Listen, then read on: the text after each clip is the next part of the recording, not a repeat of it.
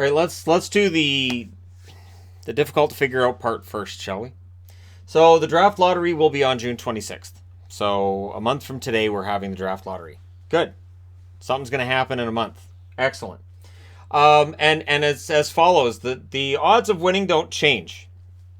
So Detroit has an 18.5% chance of winning it. Ottawa 13.5% or more because they get the number 3 odds as well. That's their number 1 pick from the Sharks. So with the 11.5% chance they have of the Sharks pick going first overall, technically Ottawa has a 25% chance of winning that number 1 overall pick. So LA has a 9.5% chance, Anaheim 8.5%, New Jersey 7.5%, and Buffalo 6.5% chance of winning the number 1 pick. This is where it gets kind of tricky. There's a 23.5% chance that one of these 8 teams, yet to be named, will win it.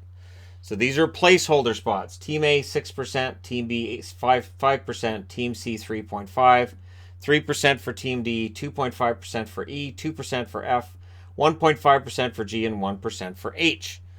So who are teams A through H? They will be 8 of these teams. Now I've arranged them in order according to the NHL of tiebreaker. So the lowest is Montreal, meaning Montreal, if they lose in that first round, they'd be Team A, technically, I guess. Although, this is where it gets kind of tricky. So, you could see Montreal, Chicago, Arizona, anybody right up to Pittsburgh. Pittsburgh could be, say, Team H. But, after round 1, if after phase 1 we don't have, or phase 1 of the draft, let's say Team H that has a 1% chance gets this number 1 pick. And then you have 8 placeholder teams, and then we have another draft lottery. We say, all right, who are going to be teams A through H? And you have a lottery to decide who ends up where. And you have a 12.5% chance out of these teams. If you see an A, a B, anything through an H here, or here, we will need a phase 2. If we see Detroit, let's say Detroit, Anaheim, and Buffalo get the top 3 picks, we do not need phase 2. Then you just go in reverse order. So let's just say that Montreal gets that pick, then Montreal slots in next, and you go all the way through H that way. Now what's interesting is that, let's say that an H goes in here to Detroit, and so Pittsburgh goes in there. They're saying that basically whoever you lose to, you then drop. Anyways, you guys understand how this works. Basically what they're doing is they're doing the draft lottery the way we always do it, but because of the fact that we can't visualize which teams are going to be in this column, it just makes it all look confusing. We won't need a phase 2 if the 3 teams that win the draft lottery are teams that already have bottom 7 seeds. We know that's not going to happen. Because while there's a 23.5% chance, that's a 23.5% chance. I'm going to try not to Scott Steiner this, I promise. It's a 23.5% chance one of these teams will draft first. And then the same for 2 and 3, right? So there's probably about a 50% chance. I'm trying not to Scott Steiner it. You'd have to be a Botchamania fan to get that reference. I apologize.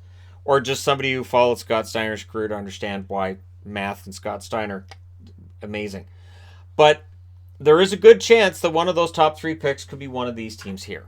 Now, of course, the worst case scenario for most people would be that Montreal comes in, they knock out Pittsburgh in the play-in round, Pittsburgh drops and somehow gets that number 1 overall draft pick. That's where everybody's brains melt down. But it looks like we're not going to have a draft until October. So with everything being locked in, apparently it's October. We don't have dates. I really wish I had dates to report to everybody out there watching. I don't. We don't have dates on anything. So, we'll see how things work out. We'll see how things work out. Because again, this is all kind of up in the air as to who's going to getting what picks. And for people wondering what happens with conditional picks, I get that question a lot. The teams are allowed to sit down and renegotiate those trades. Where let's say you're Toronto and you're talking to Carolina and you're going, you know what, we don't want to lose our number 1 draft pick this year. We'll take it back. We'll give you next year's. Carolina could go, okay. And that'll be the end of it. So it's going to be interesting to see what happens with these picks and who ends up drafting where. Now, when we talk about the playoffs and how that's going to work, well, good luck making a bracket, because if you're trying to make a bracket right now, knock it off. The top 4 seeds are not how we could end up seeing them. They're going to play some sort of a round-robin tournament. I don't know how many that's going to be.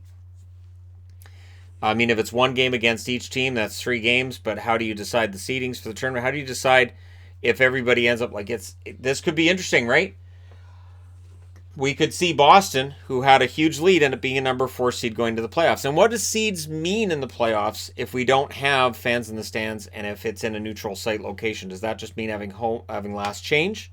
You have the last line change. Do you only get that in games 1, 2, 5, and 7, where you'd be home ice, have home ice advantage in the playoffs? Or do you say, you know what, you guys are going to have last change through the whole series because it's going to be in a neutral site and you're trying to make those top seeds matter?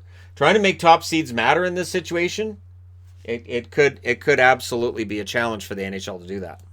Now, another thing that's kind of weird and strange about this, and there's a lot of things that are strange about this, is that for that round robin tournament for the top 4 seeds, it's regular season overtime rules. So it's 5-minute overtime, and you get your shootout.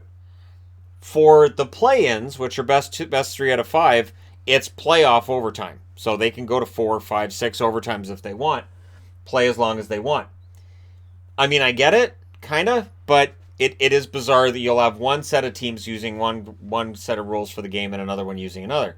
Now, where this works is, for your top seeds, that means they may very well be more rested than the team that's coming out of the best of 5 scenario.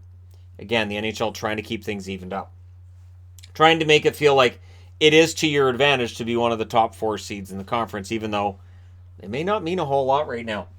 Reseeding, we could see it. They've decided on 2 hub cities, West and East. And in that case, if they go with 2 hub cities, I really think that reseeding is the best way to go. Meaning that with each round, you just reseed. So we won't see a straight-on bracket. You'd see reseeding. I am fine with that.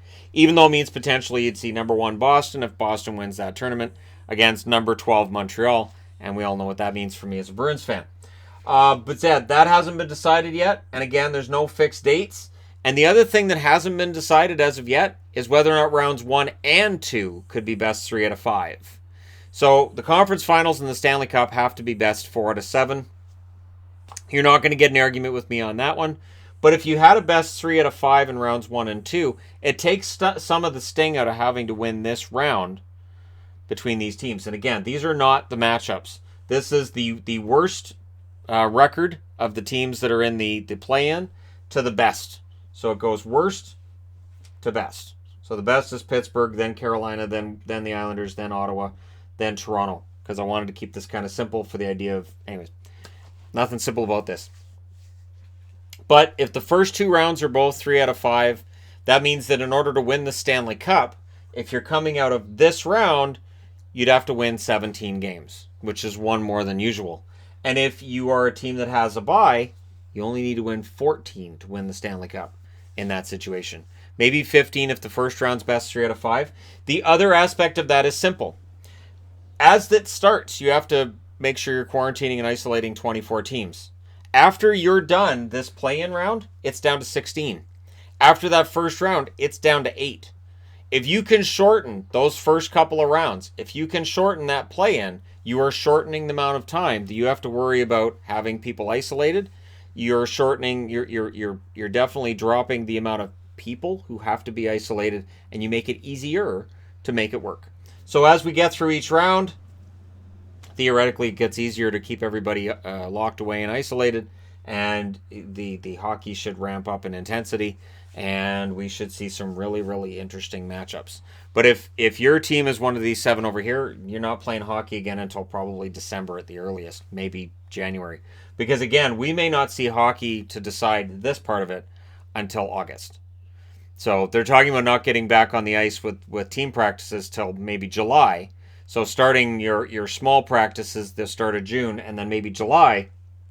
So this doesn't happen where we see which 8 of these 16 get into these spots until August. And of course, the draft lottery is June 26th. So we may very well see a number 1 draft pick goes to, we don't know. We don't know who gets it. And, Number 2 draft pick goes to, we don't know that either.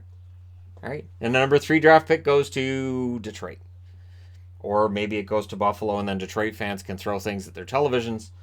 And as a Canucks fan, I suggest not having breakables around your television and staying out of throwing range of your television, just as a Canuck fan.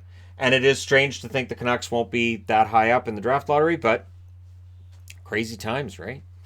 The Canucks could potentially be in here. And yes, I am excited as a Canuck fan that they will be playing important games. Whether they make it into that round of 16 or they don't, playing important games is huge for a young team. And so I'm looking forward to it. And don't worry, when it comes to predictions on who I think is going to win which round, or which of the play-in matchups, who I think is going to win, we'll get into that at a later date. It looks like we're going to have over 2 months to think about it. So I don't want to be posting all those predictions too early and then just be, twiddling my thumbs waiting.